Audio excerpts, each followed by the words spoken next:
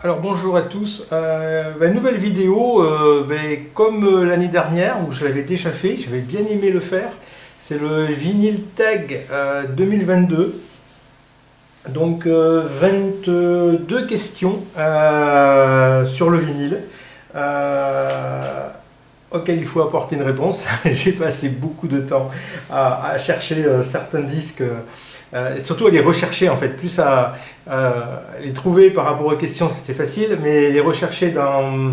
J'ai un gros tri à faire, un gros classement à faire, j'ai des vinyles un peu partout et il faut absolument que courant 2022, ça va être une de mes tâches prioritaires, que je reclasse bien correctement tous mes disques vinyles. Voilà, bon ça c'était un aparté, hein, je commence déjà à être long. Je tiens déjà à remercier David, je n'espère pas me tromper, de la chaîne Vinyl Over, qui, pour continuer la chaîne, on va dire, m'a demandé de poursuivre ce Vinyl Tag. Donc grand merci à lui. Je vous invite donc à aller sur sa chaîne aussi pour voir son Vinyl Tag 2022, qui est très intéressant. Et d'ailleurs, il y a des trucs que je n'ai pas répondu, mais il y a des disques qui m'ont un peu interpellé. Il faudrait que je revienne sur sa chaîne pour aller poster. Ensuite, donc, qu'est-ce que je voulais dire? Oui, par rapport aux questions. Il y a 22 questions. Alors, je ne vais pas traiter les 22 parce qu'il y a des questions qui ne me plaisent pas ou des questions qui font doublon. Donc, les questions qui font doublon, genre un album scellé et un album jamais écouté. Forcément, s'il est scellé, il n'est jamais écouté. Donc ça, il y aura deux albums scellés du coup dans la vidéo. Donc ça remplacera le fait que je saute l'album jamais écouté. Je vais sauter aussi le vinyle avec une étiquette de prix parce que je ne vois pas l'intérêt. En plus, les étiquettes de prix, très souvent, je les enlève. On doit y en avoir. Hein, j'en ai encore avec des étiquettes de prix, mais enfin, pour moi, ça n'a pas d'intérêt comme question. J'ai aussi la question vinyle couleur. Vous allez voir qu'il y a des vinyles couleurs dans plusieurs de mes réponses, donc je ne vais pas remettre encore un vinyle couleur. Un vinyle live, c'est pareil, je commence déjà avec un vinyle live, donc je ne vais pas en remettre un. Puis ça va abréger un peu la vidéo. Voilà. Par contre, il y a des questions que je vais développer un peu plus. Notamment, il y a une question qui m'énerve au plus haut point. Il y a un album de punk ou de new wave. Alors non, je suis désolé, c'est soit un album de punk, soit un album de new wave, mais c'est deux genres complètement à part, complètement différents. On ne peut pas les mettre dans une seule et même question. En plus, c'est vraiment les genres, surtout la new wave que je collectionne, mais j'aime beaucoup le punk aussi. C'est pas possible de mélanger ça dans la même question, alors qu'il y a une question dédiée au jazz, un album de jazz. Là, on ne dit pas un album de jazz ou de punk. Non, c'est comme je disais, un album de punk ou de musique classique. Enfin, ça, c'est des questions un peu bidons. Donc, je vais les modifier, je vais tricher un petit peu à ce niveau-là. Voilà. Allez, j'attaque, sinon, j'en finis pas.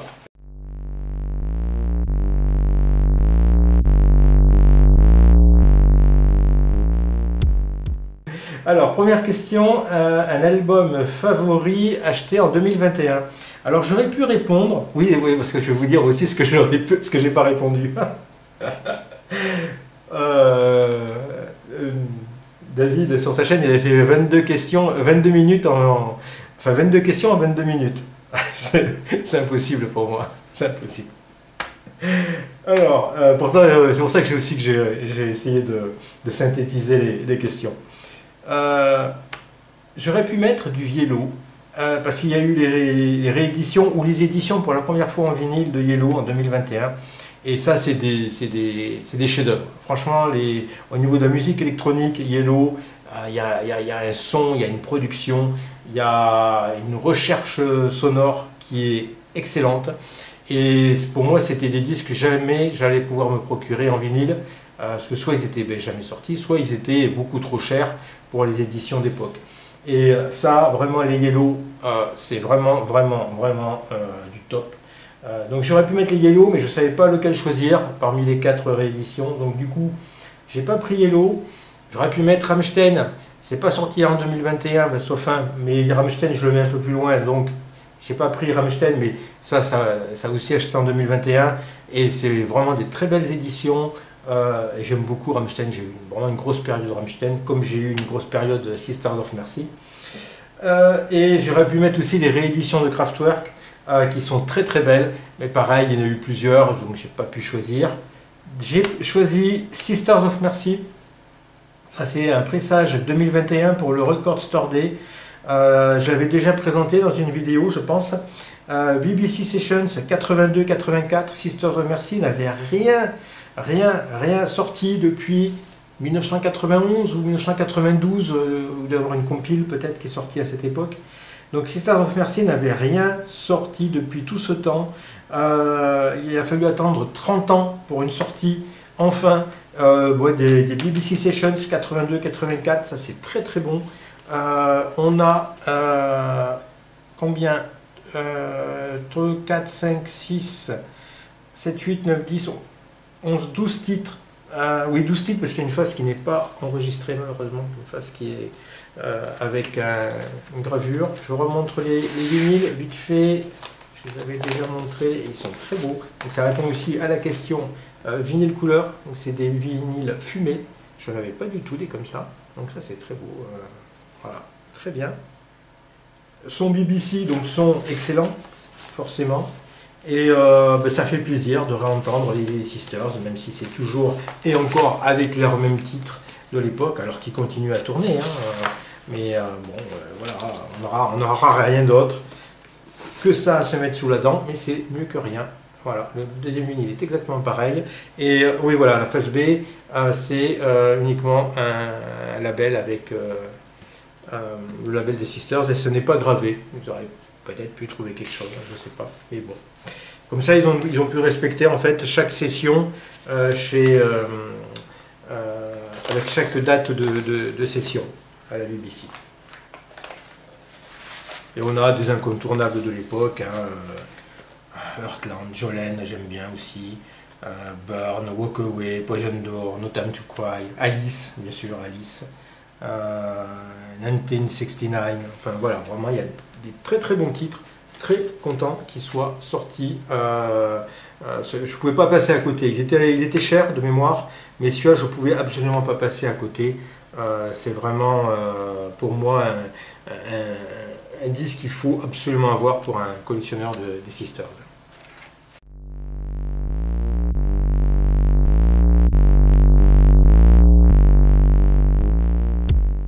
Deuxième question, un album du premier groupe vu en concert. Oui, j'ai mon anti-sèche là.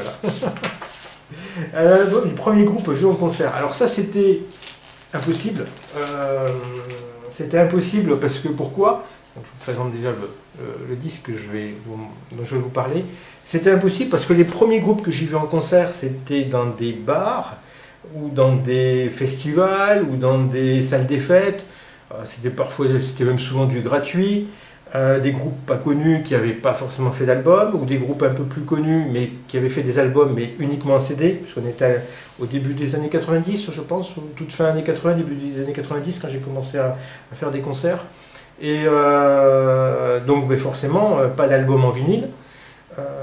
Et puis, franchement, j'ai une mauvaise mémoire et je n'ai aucun souvenir du premier groupe vu en concert. Qui plus est, qui a fait un album vinyle. Alors voilà, en plus il y a des artistes solos, mais là on veut un groupe. Donc j'ai décidé de mettre un groupe qui m'avait marqué en concert, parce qu'en plus j'étais pas parti dans cette optique, et je suis devenu instantanément fan suite à ce concert. Alors qu'on va dire qu'il y a d'autres groupes ou d'autres artistes que j'ai été voir, mais que je connaissais déjà, que je collectionnais déjà, et lui non. Donc c'est Einstürzen Noboten. Ils étaient passés cet album date de 1996, donc je l'ai pris à dessin, et je pense que j'ai été les voir en 1996 justement, donc c'est c'est vraiment pas le premier groupe que j'ai vu en concert. Mais ils venaient de sortir N-Neu, ils passaient à l'époque au Bikini à Toulouse, l'ancien Bikini pour ceux qui connaissent, parce que malheureusement avec l'explosion de AZF, l'ancien Bikini a été rasé. Enfin pas rasé par l'explosion AZF, mais il avait un problème de structure, donc ils l'ont rasé. ça pour dire que j'étais parti à Toulouse, je devais y aller avec un copain, mais qui n'a pas pu finalement venir, donc j'étais tout seul. Donc je ne connaissais absolument pas Einstürzende Bothène, je connaissais juste de nom, je savais que c'était les papas un peu de la musique industrielle. Et je voulais voir un concert dans ma vie de musique industrielle. Donc je me dis, bah, c'est l'occasion, c'est pas trop loin, je vais voir un concert de musique industrielle, je dirai à tout le monde que j'ai vu un concert de musique industrielle, et puis voilà. Mais je ne m'attendais pas à une telle claque. Franchement, ils ont commencé par The Garden. Waouh! Rien que le premier titre, The Garden, c'est en 96, hein. Là vraiment je me rappelle bien, mais franchement ça m'a littéralement scotché. Je m'attendais franchement pas à ça, je m'attendais à ce qu'ils tapent sur des tonneaux.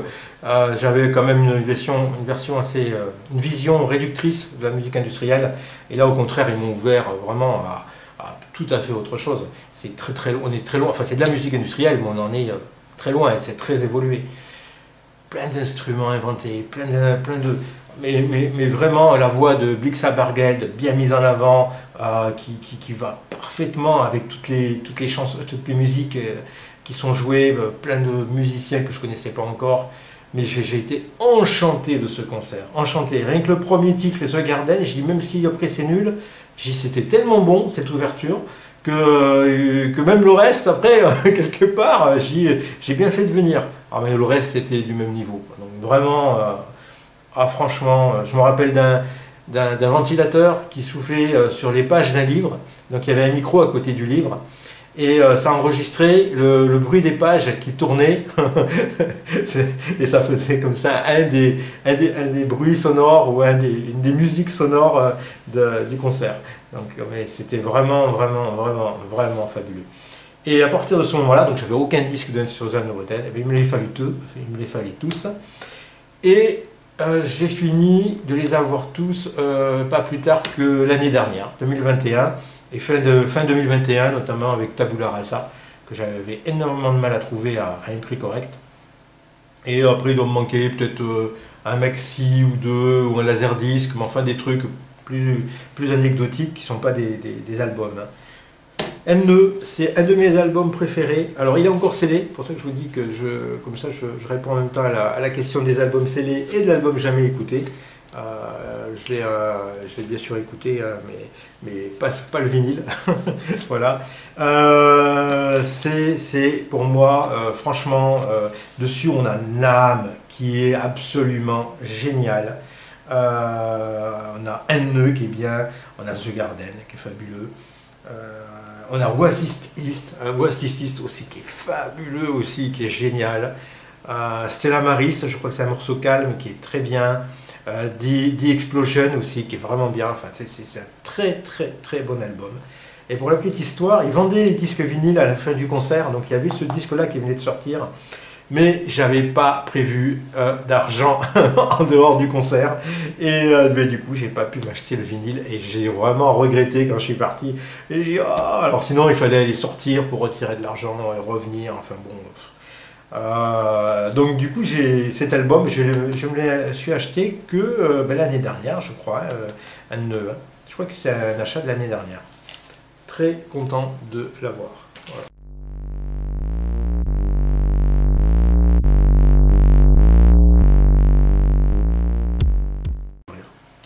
Un album avec un duo. Alors comme je venais juste d'écouter cet album-là, j'ai acheté pareil en 2021, Hubert Félix TFN avec Paul Persson, Amicalement Blues, je me suis dit, tiens, pourquoi pas parler de cet album. Je pensais au départ, au Rita Mitsuko, c'est un duo, hein, c'est Fred Chichin et Catherine Ringer, ou alors Sotsel, Marc Almond et Dave Boll. Voilà, enfin je pensais à plusieurs duos. Celui-là, je venais de l'écouter, donc je pouvais en parler très bien, donc je venais juste de l'écouter. Je l'ai déjà présenté dans une vidéo. Alors que dire? Je ne peux pas dire que je sois emballé. À dessein, j'ai pris un autre album après, dont je vais parler également. C'est du blues. Ils veulent faire du blues, mais le blues c'est quand même US, c'est quand même pour moi réservé un peu à des... on n'est pas dans du John Lee Hooker. Moi, je ne suis pas un grand spécialiste de blues. Mais, comment dire, on n'est pas dans du Nina Simone, on n'est pas dans du... même les premiers ZZ Top, c'est pas forcément noir le blues, ça peut être blanc. Mais là, ça fait vraiment du blues.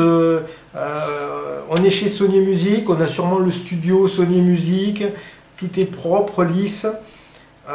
C'est pas tellement que leur alchimie à tous les deux ne marche pas ensemble, c'est que j'ai l'impression qu'ils font du blues un peu forcé. C'est pas forcément, en tout cas pour Hubert Félix Thiéfaine, c'est pas forcément sa musique naturelle. Et je suis un petit peu partagé, en tout cas sur la durée d'un album, comme ça, deux disques, c'est un peu long. C'est un peu long. Honnêtement, nos deux Lascar, voilà, c'est un bon album, mais qui m'emballe pas, surtout si je veux écouter du blues en fait. Je pense que l'album aurait gagné à être plus diversifié, pas que du blues, et ça aurait sûrement été meilleur. Là, c'est un peu long et c'est pas le vrai blues tel que moi je l'entends. Voilà. Mais ça reste un bon album.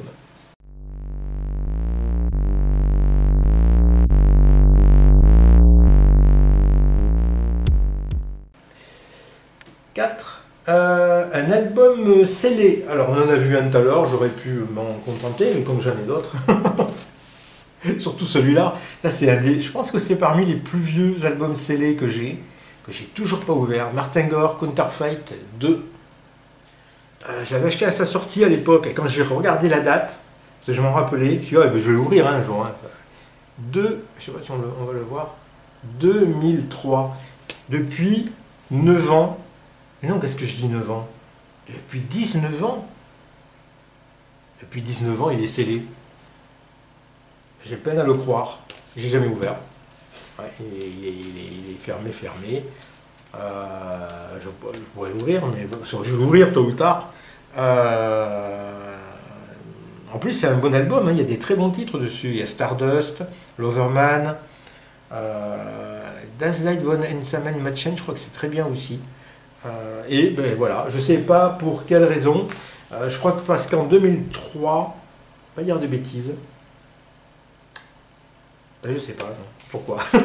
Je ne sais pas du tout pourquoi. Il est resté scellé. Il n'a jamais eu l'occasion de tourner encore sur les platines. Il va être décédé tôt ou tard. Voilà.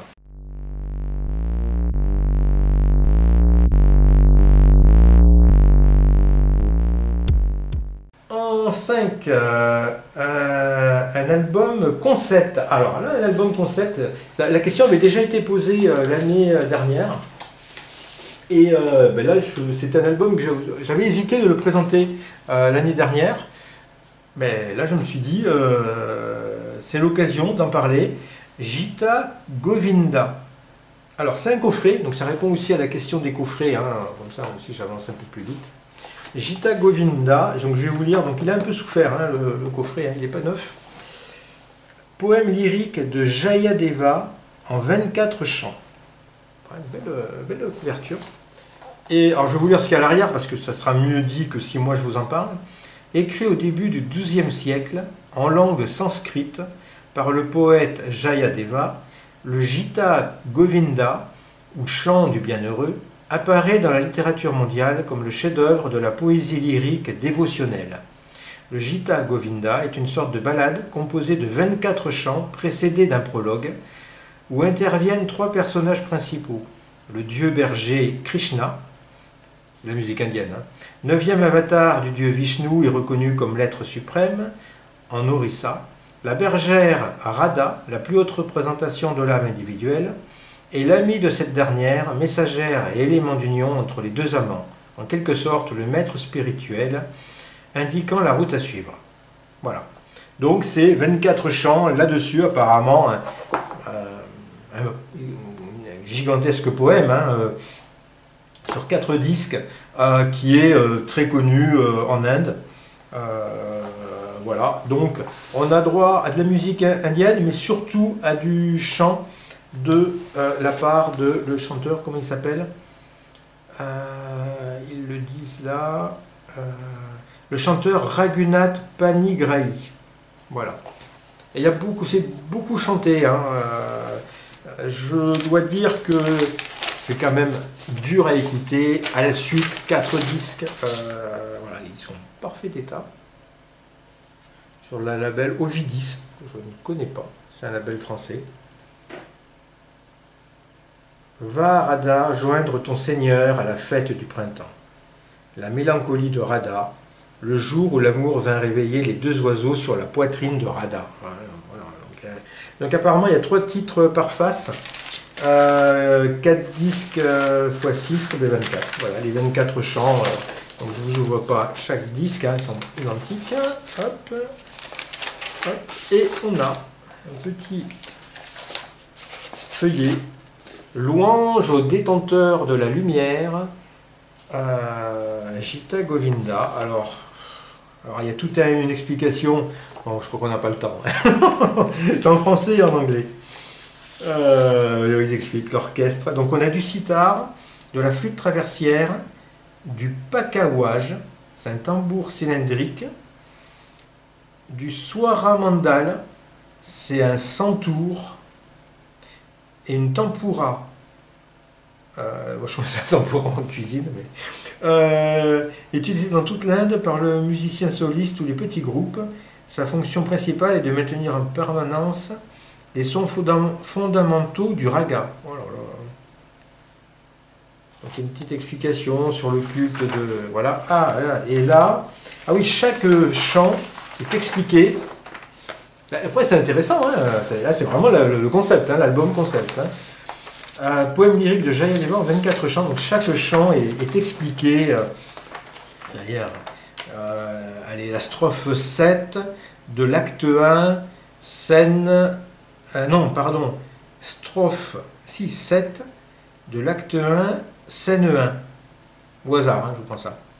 Elle s'adresse au suprême qui, sous la forme de Ramna, héros de l'épopée et le Ramayana, tua en guerre Ravana, le roi démon, et fonda l'empire de la vérité. Voici un deuxième raga du foyer Purvi, en l'occurrence Vasanta, le printemps, qui crée ici l'ambiance d'une fête initiatique supposée avoir lieu vers la fin de la nuit. Tableau 8. Ouais, d'accord. Hein. Voilà, ça continue. Hein. Ah, on peut même chanter. Il y a les notes de musique. Ouais, voilà. Donc, alors bon, c'est...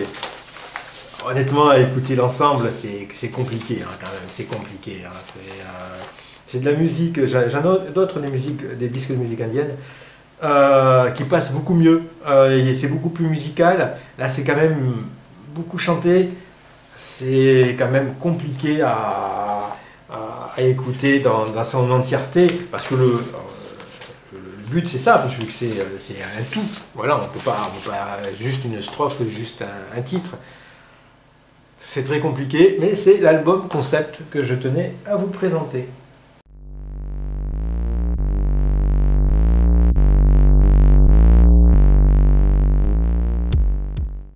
Un album jamais écouté, eh ben, ça y est, vous en avez vu, hein, sur Zane Novoten et, comment il s'appelle, Martin Gore.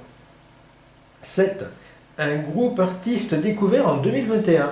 Alors, ben, j'en ai pas découvert beaucoup, hein. Moi je suis plus années 80 ou en train de compléter ma collection, et je suis très peu dans la découverte. On me conseille des fois, hein, des artistes, des trucs récents, des trucs d'autres, mais non, je n'en sors plus. Moi, je suis plus complétiste que d'aller m'éparpiller, j'ai déjà dit, mais je vais vraiment m'en tenir à ça. Un groupe découvert en 2021, il n'est pas de 2021, il doit être de 2018, un truc comme ça, il est récent comme groupe. Starcrawler, là c'est leur deuxième album, Devour You, donc j'ai acheté leurs 2 albums, parce que j'ai beaucoup aimé les vidéos que j'ai vues sur internet. Ce sont des jeunes, ils ont vraiment la patate, ils sont... californiens, que je ne dise pas de bêtises. Enfin, en tout cas, ils sont de Los Angeles, qui est en Californie, j'espère ne pas me tromper. Normalement, oui. Hein. Et la nana, elle est complètement déjantée, vraiment, voilà, elle est là. Donc, Et c'est un bol d'air frais parce que c'est du punk bien vitaminé, bien délirant comme il y avait dans les années 70. Et il y a toujours un son, une guitare, un rythme qui fait appel un peu aussi aux années 70. C'est-à-dire que ce n'est pas trop moderne. Et du coup, ça me plaît beaucoup. On voit un peu aussi comment il est habillé, ça c'est le guitariste, il est toujours avec des habits un peu quand même, alors pas forcément années 70, mais pas 2022 quoi, ou 2021. On a Bet My Brains qui est très très bon, on a, qu'est-ce qu'on a d'autre? Les titres j'ai du mal à les connaître, et on a un très beau disque, très belle sous-pochette, je l'avais déjà présenté hein, avec les textes. Et un disque magnifique qui est parmi mes plus beaux disques, je pense. Ce rouge sombre sang. Alors la fille, elle est souvent comme ça, recouverte de sang sur scène. Voilà, c'est assez gore. Mais vraiment, il y a même les taches de sang sur le label. C'est très très bon. Et à découvrir si vous aimez le punk, et plutôt le punk old, style années 70, hein, vraiment pas un truc trop neuf, malgré le fait que ça a existé il y a une vingtaine d'années. Hein. C'est vraiment une bonne claque musicale, ça. J'ai beaucoup apprécié.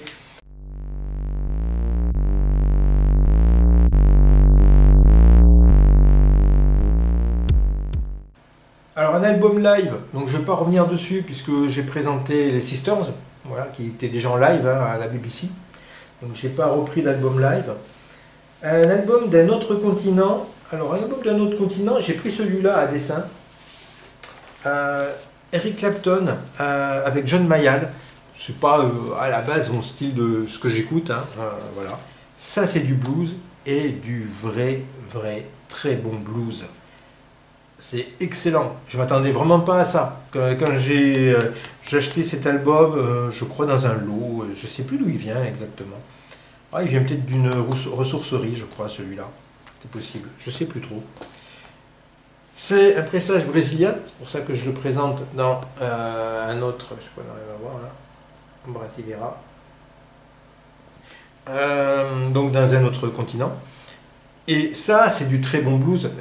Contrairement à Paul Person et Hubert Félix Kieffen, pourtant j'aime beaucoup Kieffen, mais voilà, ça c'est vraiment d'un autre niveau. Hein. Donc c'est un disque de 1981 et c'est la réédition d'un disque de 1966 à l'origine. Donc on est quand même beaucoup plus proche des racines du blues. 66 et 67. Eric Clapton est considéré comme un très grand guitariste, donc moi j'ai pas les qualités pour le dire, mais je veux bien le croire. Hein. Quand j'entends cet album, hein, moi je suis pas un fan de Clapton, mais c'est vraiment excellent. Et pareil, Clapton avait fait la musique d'un film là, c'est quoi, c'est L'Arme Fatale 3 il me semble, quelque chose comme ça. Et avec Sting, et pareil, c'est une très bonne BO de Clapton. Voilà. Donc ça, c'est vraiment ça. Si j'ai envie d'écouter du blues, je mets pas le Kieffen, Paul Person, je mets ça. Voilà.